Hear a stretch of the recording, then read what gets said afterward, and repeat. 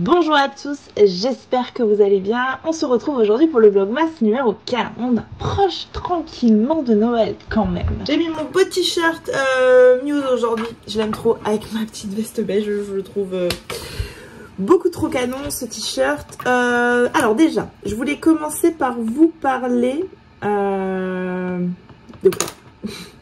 Fatigue me gagne. Je suis extrêmement fatiguée et j'ai l'impression en fait quand j'en parle autour de moi qu'on est tous extrêmement fatigués. C'est quoi cette vie de gens fatigués? Bref. Alors la première chose dont j'avais envie de vous... Un peu plus... Pardon. Vraiment pardon. Ça ne souffle pas, ça ne souffle pas. Des fois je fais ça, je fais le con comme ça et je me dis c'est pas grave, je coupe au montage. Un jour, je vais pas supprimer la séquence sans le vouloir, ça va être folklore. Donc la première chose que je voulais vous dire aujourd'hui, c'est hier on a fait des petites cartes de Noël avec les garçons. Je les ai mises ici. Je vais vous mettre quelques images parce que j'avais filmé ça pour le vlog d'hier et j'ai oublié de le mettre au montage.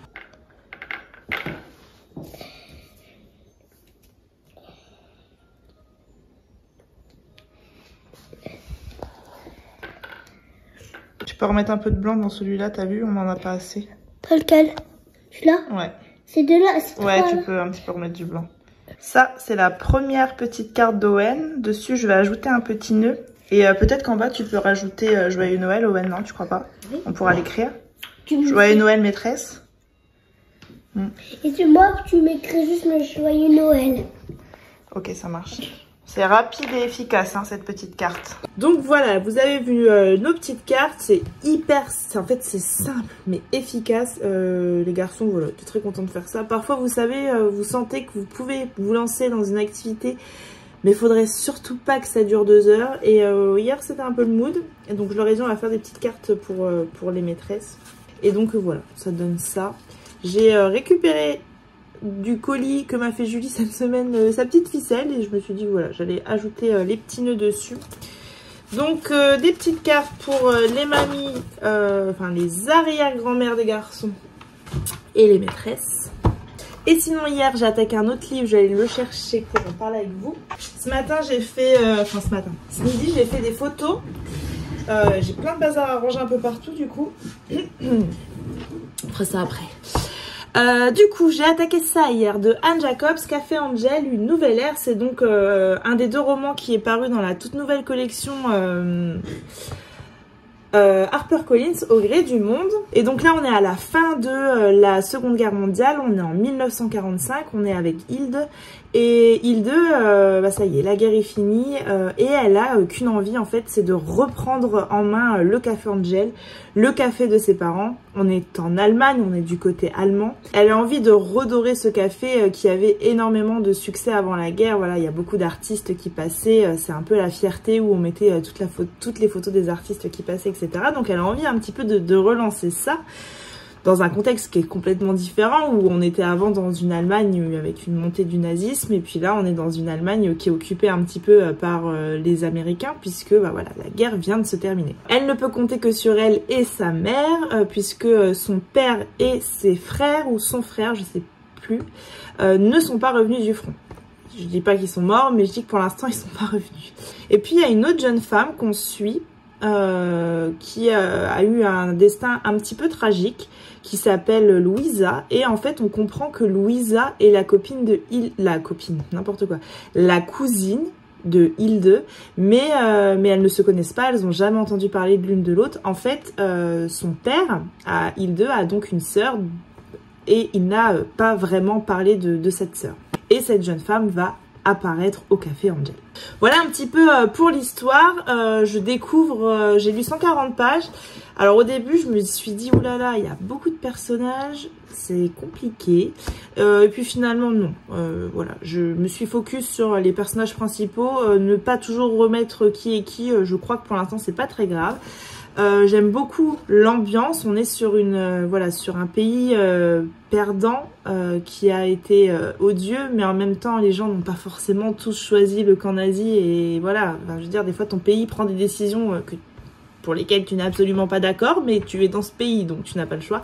En gros, voilà, c'est un petit peu cette orientation-là, le ton du début du roman. J'ai hâte de voir ce que ça va donner. Pour l'instant, officiellement, Louisa n'est pas arrivée au café, mais je l'ai lu sur la 4e et de toute façon, c'est une évidence qu'elle va arriver au café. On le sent arriver, le truc. Voilà, donc j'ai lu 140 pages hier. C'est pas, je rentre pas aussi facilement dedans que j'avais pu rentrer dans La Vie aux étoffes, par exemple. Mais écoutez, c'est pas mal. Ça me change de ma lecture précédente, hein, où on était plutôt sur des familles nobles, des familles de rois, etc. Là, on est plutôt sur des roturières, donc voilà. Je suis passée de la fin de la Première Guerre mondiale à la fin de la Seconde Guerre mondiale. Voilà. Enfin voilà, ce que je pouvais vous dire à propos du Café Angel pour le moment de Anne Jacobs. À suivre. C'est quand même une belle brique, je vais pas le lire en 5 minutes celui-ci, je sais pas quand est-ce que je pourrais vous en faire l'update. 580. Il est quand même pas mal gros. Voilà pour ce que je pouvais vous dire niveau lecture. Je vais aller ranger, je vais aller manger parce que j'ai faim. Et je vais ensuite ranger mon bazar. Il faut que je range ma palle de novembre lue. Il faut que je range les dernières réceptions que j'ai faites, à classer dans ma palle, etc. Puis voilà, un petit peu de rangement pour ce midi.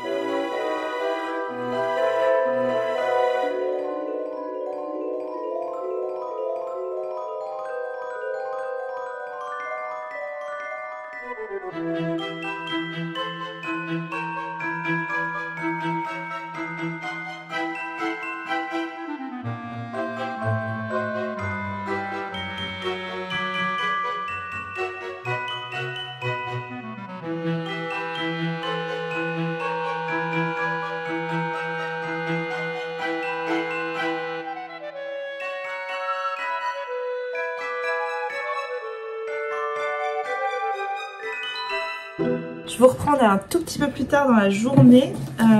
Je viens de réceptionner un colis, je voulais vous montrer. Et je viens de finir le montage du Vlogmas numéro 16, que vous verrez donc après celui-ci demain. J'ai commandé, je vous ai dit un petit peu plus tôt dans mes Vlogmas, enfin plutôt dans un des Vlogmas, que j'avais donc fait les calendriers de l'Avent des garçons et que j'avais pas tout emballé, etc. Parce que des fois je fais face à l'imprévu. Et j'ai eu un imprévu, c'est-à-dire que j'ai commandé ça bien avant le 1er décembre et que ça n'arrive qu'aujourd'hui, le 14 décembre. C'est donc quelque chose qui devait me remplir plusieurs cases pour le calendrier de l'Avent des garçons. Et heureusement que j'avais des autres petites choses, quoi. Les PD sur ce cas, ils n'ont pas assuré, hein. Et en fait, j'ai commandé pour les garçons des albums Panini. J'adore les albums Panini. Alors ça, c'est pour vous donner des idées pour d'autres calendriers de l'Avent les années qui vont suivre éventuellement. Parce qu'un jour, vous pouvez offrir l'album. Et après, je sais pas, plusieurs fois dans votre calendrier de l'Avent, mettre des cartes en fait. Ça vous remplit plusieurs cases. Panini. On a déjà fait un album Panini ici, on aime beaucoup ça. Donc voilà, j'en ai recommandé deux, enfin un pour Noam. Noam, je lui ai pris les animaux, grande passion les animaux. Donc je vais me dépêcher d'emballer ça pour aujourd'hui, pour leur glisser dans leur calendrier de l'Avent du jour. On commence quand même, c'est Panini. Comme ça, la semaine prochaine, ils auront 2 fois des cartes. Ça m'arrange pas hein, parce que j'aurais aimé étaler ça dans le temps et puis voilà. Donc l'album Les animaux pour Nono. Hop, les petites cartes comme celle-ci. Et Owen, je lui ai pris Super Mario. On en parlait justement dans le vlog d'hier, ça, de cette étoile qui ressemble à l'étoile de 8. Je suis pas spécialement d'accord. Étoile jaune, quoi. Ils vont être trop contents de leur calendrier de l'Avent du jour. Il est très très fan, Owen, de Mario. Donc pareil, si jamais au cas où il y en a parmi vous qui font ces 2 Panini là, je serai dispo pour des échanges de cartes à l'avenir. Owen il va être trop content, il adore Mario, il a à fond Mario. Tous les ans pour leur anniversaire je leur fais des thèmes et Owen m'a déjà demandé Mario, c'est au mois de juillet son anniversaire mais il est déjà déter là-dessus, il veut que je lui fasse un anniversaire Mario. Hop, j'ai également reçu autre chose, je vais aller le chercher.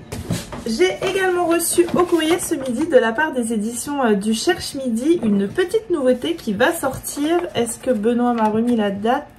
En librairie le 15 février. Donc le Cherche Midi va faire paraître mi-février un nouveau Cozy Mystery. On en avait parlé lors de la Cozy Mystery Day qui avait eu lieu autour de des Cozy Mystery du Cherche Midi. Et ils nous avaient donc parlé de ce nouveau-là qui va donc sortir chez eux. L'art meurtrier du lait de coco, la cuisine mortelle de Tita Rossi, tome 1, de Mia P. Manansala, je ne sais pas comment on le prononce, pardon. Et donc là, on a reçu les premiers chapitres. Après une rupture difficile, Lila Macapagal, oui, est revenue dans sa ville natale de l'Illinois pour travailler dans le restaurant de sa tante Rosie. Là, chaque matin, ces 3 marraines fantasques viennent lui prodiguer des conseils en matière conjugale et professionnelle.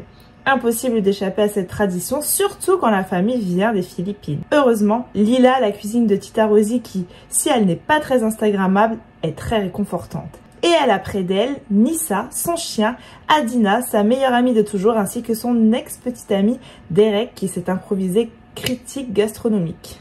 Derek, ça y est, je vois déjà comment il est dans ma tête. Lorsque celui-ci meurt soudainement... Ah bah non, fallait pas le tuer tout de suite. Lorsque celui-ci meurt soudainement dans le restaurant après avoir mangé un dessert au lait de coco, les soupçons se portent sur Lila et les siens. Pour se disculper, la jeune femme n'a alors d'autre choix que d'élucider cette étrange affaire d'empoisonnement qui met la petite ville en émoi.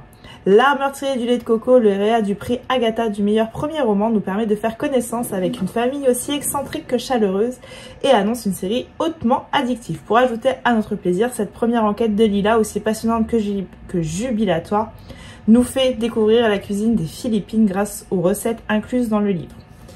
Bon, je vous dis, les recettes, je valide toujours.